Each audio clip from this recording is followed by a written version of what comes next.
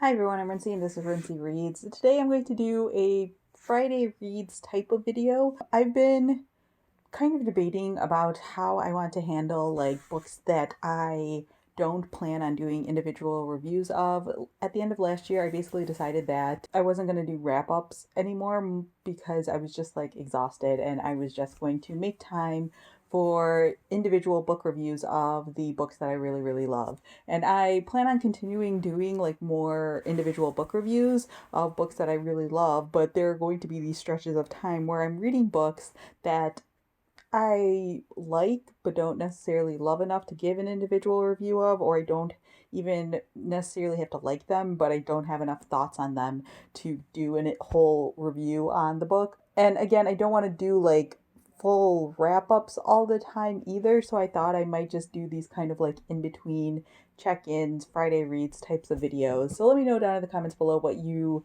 think of this video in general, because it might be a situation where I'm just half-assing Friday reads as well as half-assing a wrap-up when I really just need to steal a term from Ron Swanson, whole-assing a thing and doing it well. So in terms of the Friday reads aspect of things, I am currently reading The Education of an Idealist by Samantha Power. This is a memoir, and Samantha Power is someone who was an activist who was really interested in foreign policy and things like that, eventually ended up becoming a journalist and writing about different atrocities happening around the world, including the Bosnian War and stuff like that, and then eventually gets hired by Obama. I think she was originally hired while he was a senator, potentially, or early on in his campaign to be a foreign policy advisor type of person.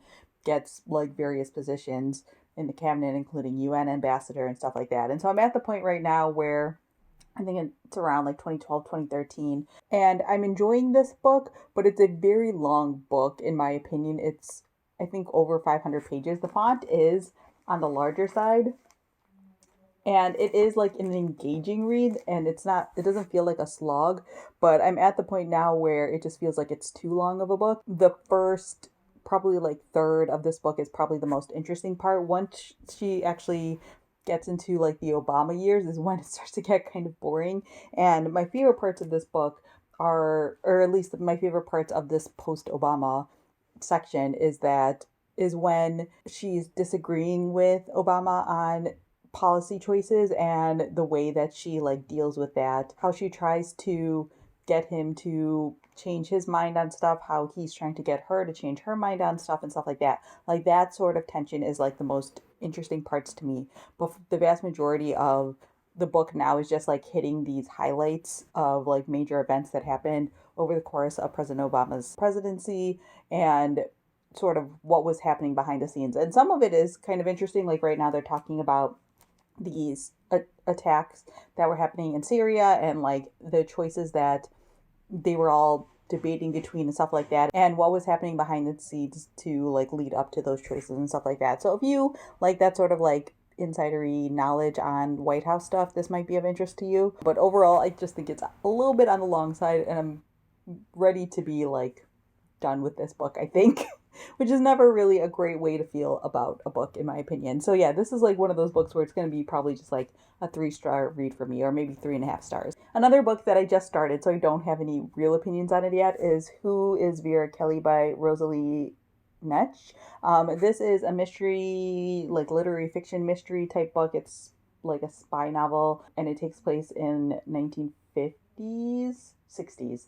And you are following this person named Vera Kelly who gets recruited by the CIA and goes to Argentina to do some spying. I'm literally only 2 or 3 chapters into this book. The reason why I picked it up is, well, for 2 reasons. One is because I am trying to make sure I go back and forth between reading library books and my physical books that I own. So far this year, I've literally been going back and forth. So I finish a library book and then I will pick up one of my physical books. I'm going to try to keep up that pattern for as much as I possibly can, so that way I can continue to check out books from the library that I'm excited about, that are new or whatever, but I'm also still going through my own physical TBR.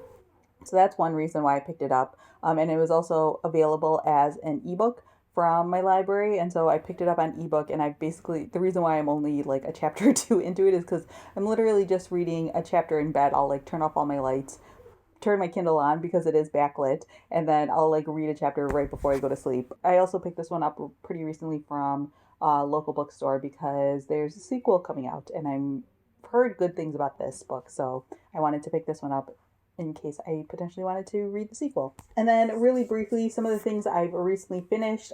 Check Please. I loved this cartoon or this comic. I don't plan on talking about it fully here because what I actually want to do is read Day Tripper, which I currently have out from the library and is like the second book on my list of comics to read this year. And so I think what I'm going to do is like read Day Tripper and then do a video with both of them. I'm hoping to do like video reviews or wrap-ups for the comics that I read this year because it is part of my New Year's resolution, and partially because I feel like comics aren't talked about as much on BookTube, and so kind of just want to add to that conversation again. Next, A Constellation of Vital Phenomenon by Anthony Marra. This book came out around like 2013, 2014. I know a lot of people on BookTube read it, really enjoyed it. Again, for me, it was like a 3-star read because there are multiple like timelines and storylines, and really the only character I cared about in this book was Sonia, or she was the only character that I was like really intrigued by the storyline. And so Sonia and her sister were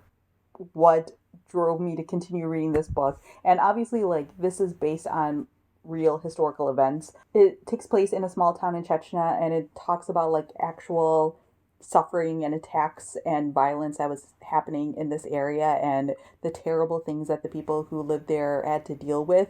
So like part of me feels really guilty being like I wasn't super into this book, but at the same time I wasn't super into this book. I mean, I think that this is a really good book to read in terms of like opening your eyes up to some of the tragic things that happened over there, because it barely gets any sort of coverage or anything like that here in the United States. But at the same time, I'm just someone who doesn't do well with multiple perspective novels. And speaking of which, I also read Aurora Rising by Amie Kaufman and Kristoff. So I never read Illuminae or, that series at all. So I had no like real feelings or expectations of this. I was sent this book by the publisher and I was like, it seems fun. I'll give it a try. And it is a fun book, but it's like all flash and no substance. This is another multiple perspective book, and all of the characters in this book just feel like they are tropes and there isn't anything more going on here. So in this story, you are following, again, multiple characters, but like the first character that you follow is this guy named Tyler, and he is like the star student at this like space academy thing, and they are about to have draft day where the students get to like pick which teams they're on to go on these missions after graduating from the academy. Tyler gets like first choice of everything since he's the top student, but then he ends up going out on a flight and finding this person in an aircraft that has been missing for like hundreds of years. But because of all of this, he ends up missing draft day and gets basically stuck with like the people that no one else wanted on their team. And so they're just like a ragtag group of people who get thrown together, and then they go on this mission, and then there's more going on in the mission than they originally thought, and all of this stuff. And it's fine.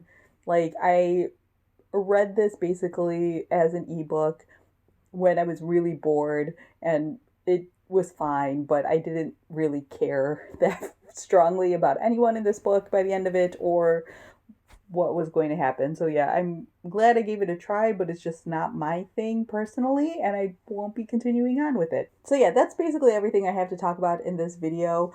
A reminder that I did read Long Bright River by Liz Moore, and I absolutely adored that book, and I did a whole review on it. So if you haven't checked that out already, I highly recommend checking that out because it's a great book. So yeah, let me know down in the comments below what you guys have been reading lately. If you've read any of the books that I've talked about here, feel free to disagree with me if you disagree with me on any of the opinions I stated here today. Again, I recognize that all of the books I'm reading here are not necessarily bad books, but they're just not doing a whole lot for me right now. So that's my general opinion of all the books I've read. So yeah, that's all I have for now, and thanks for watching.